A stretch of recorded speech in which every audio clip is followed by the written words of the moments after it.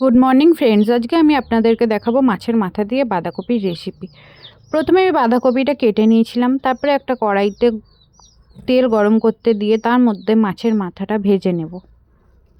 ভেজে নিয়ে তুলে রাখবো। তুলে রাখার পরে ওই কড়াইতে সাদা জিরে ফোড়ন আর শুকনো লঙ্কা দিয়ে একটুখানি নাড়িয়ে নিয়ে কেটে রাখা আলু আর লঙ্কা দিয়ে ভালো করে লাল লাল করে আলুগুলিকে ভেজে নেব। আলুটা হালকা ভাজা হয়ে এলে তার মধ্যে টমেটম দিয়ে আবার একটুখানি ভালো করে ভেজে নেব।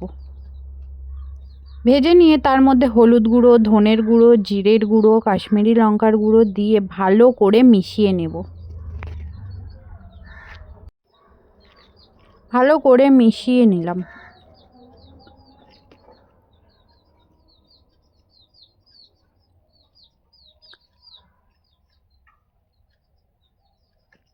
মিশিয়ে নেবার পর পরিমাণ মতন লবণ দিয়ে ভালো করে মিশিয়ে নেব।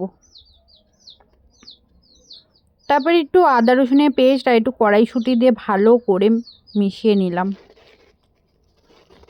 তারপরে গরম মশলা দিয়ে ভালো করে নাড়িয়ে চাড়িয়ে নেব। নাড়িয়ে চাড়িয়ে তার উপর দিয়ে সেদ্ধ করা বাঁধাকপিটি দিয়ে দেবো। আমি বাঁধাকপিটি আগে থেকে সেদ্ধ করে জল ফেলে দিয়েছিলাম। বাঁধাকপিটা দিয়ে ভালো করে মশলার সাথে মিশিয়ে নেব।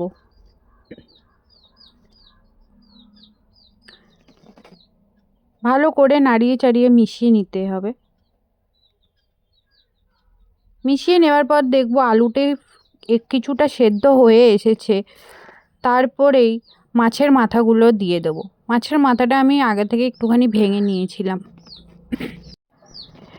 ভালো করে মিশিয়ে নেওয়ার পর তার উপর থেকে গরম মশলা ছড়িয়ে দিয়ে আবার একটুখানি ভালো করে মিশিয়ে নেব।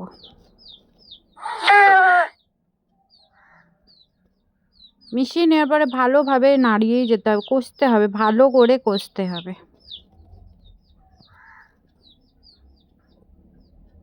ঢাকা দিয়ে লো ফ্লেমে ভালো করে কষে তার উপর থেকে ধনেপাতা দিয়ে ভালো করে মিশিয়ে নেব।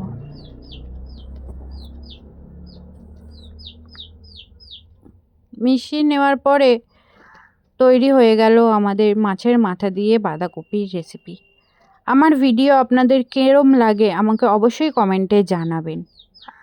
আমার ভিডিও ভালো লাগলে চ্যানেলটি সাবস্ক্রাইব এবং লাইক শেয়ার করে দেবেন। ধন্যবাদ।